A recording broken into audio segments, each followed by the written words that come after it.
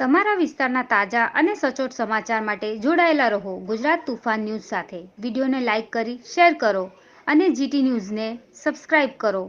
ગુજરાત તોફાન ન્યૂઝ તમારા હું ધારાસભ્ય બન્યો તે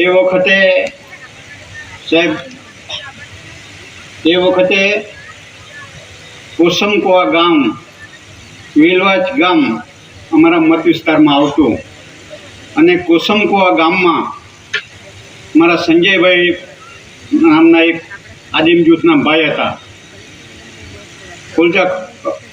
કોળકા કોમ્યુનિટીના ભાઈ, એમણે જે વ્યથા વ્યક્ત કરેલી અને એનું સાક્ષી જે વાત છે એ હું તમારી સમક્ષ મૂકવા માંગુ છું.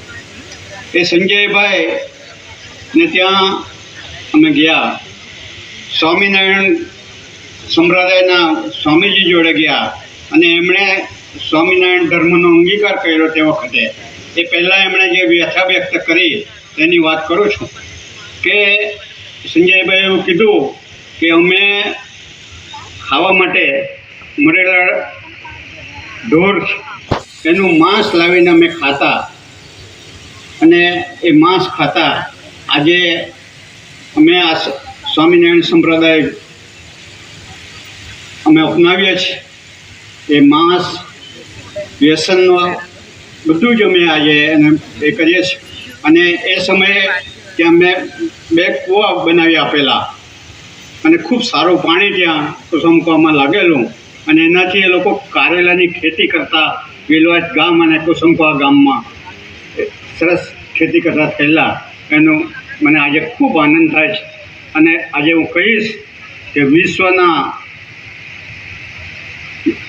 લોકપ્રિય યશસ્વી પુરુષ, આપણા વિકાસ પુરુષ આદરણીય શ્રી નરેન્દ્રભાઈ મોદી સાહેબ, એ જે આદિમ જૂથ છે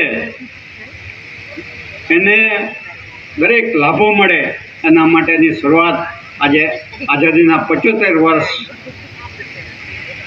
અને આપણે જ્યારે આ 75 વર્ષ અમૃત મહોત્સવ ઉજવી રહ્યા છે ત્યારે એ અમૃત મહોત્સવમાં આજે આઝાદીના 75 વર્ષ પછી કોઈ યાદ કર્યું, પ્રિમિટિવ જૂથ, આદિમ જૂથને કોઈ યાદ કર્યું હોય તો એ નરેન્દ્ર મોદી સાહેબ યાદ કર્યો છે. અને જે રીતે આપણે વિકસિત ભારત સંકલ્પ યાત્રામાં આપણે 4 સ્તંભોની વાત કરી. મારી મહિલા બહેનો કેવી રીતે સશક્ત બને, મારો યુવાન કેવી રીતે સશક્ત બને, મારો ગરીબ માણસ અને એમાં પણ આદિમ જૂથ આવી જાય છે એ કેવી રીતે સશક્ત બને અને ગરીબી કેવી રીતે દૂર થાય. આ 4 સ્તંભો આપણે જે વિકસિત ભારત સંકલ્પ યાત્રાના 4 સ્તંભો છે